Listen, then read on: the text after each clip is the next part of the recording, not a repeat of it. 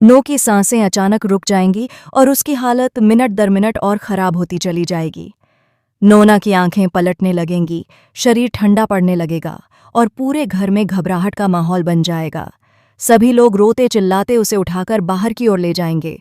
इसी हड़बड़ाहट में मेहर उसे अपनी गोद में लेकर भागते हुए हॉस्पिटल पहुंचेगा। डॉक्टरों की टीम तुरंत उसे इमरजेंसी में ले जाएगी और उसके ऊपर लगातार मशीनें लगाई जाने लगेंगी। हर कोई दुआ कर रहा होगा कि नोना बच जाए, लेकिन इस पूरे माहौल में मेहर के दिल में एक ही आग धधक रही है, तुलसी के खिलाफ।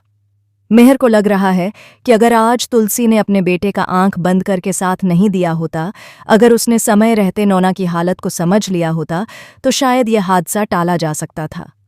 वह मन ही मन इतना गुस्से में है कि चाहकर भी अपने जज्बातों को कंट्रोल नहीं कर पा रहा। उसका दिल पूरी तरह टूट चुका है और वह इस सब की जिम्मेदारी तुलसी पर डाल रहा है।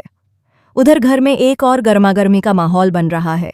हेमंत, जो आमतौर पर शांत रहता है, इस बार अपनी भाभी तुलसी का पूरा पक्ष ले रहा है। वह बार बार कह रहा है कि तुलसी को मेहर के सामने अपनी सफाई देने की कोई ज़रूरत नहीं है, बल्कि उसे खुद इस पूरे मामले की तह तक जाना चाहिए।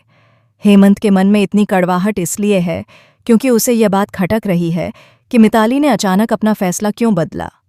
जब मिताली खुद बोल चुकी थी कि वह शादी नहीं करना चाहती, रिश्ता तोड़ देगी, तो फिर ऐसा क्या हुआ कि उसने अचानक अंगद से शादी करने के लिए हाँ कर दी?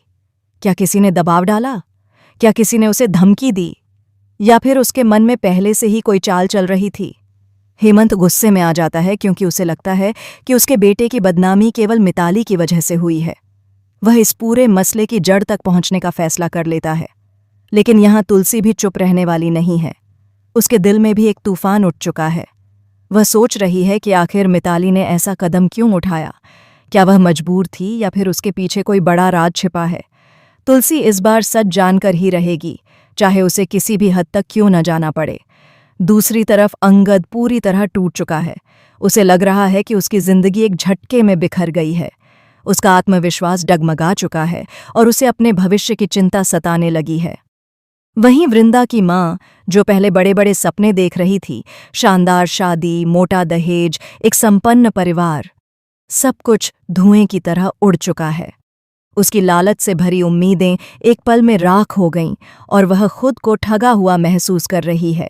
इसी बीच अंगद अपने पैरों पर खड़े होने की ठान लेता है।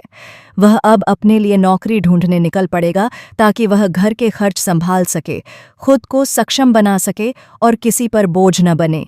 उसकी आंखों में अपनी जिम्मेदारियों का बोझ साफ दिखाई दे रहा है। वहीं वृंदा हर कदम पर उसका साथ दे रही है। वह अंगद को दिलासा देती है कि सब ठीक हो जाएगा। वह अकेला नहीं है और हर मुश्किल में वह उसके साथ खड़ी है। दोनों के बीच एक भावनात्मक रिश्ता और मजबूत होने लगता है और इसी के साथ घर में नए तूफानों का दौर शुरू होने वाला है।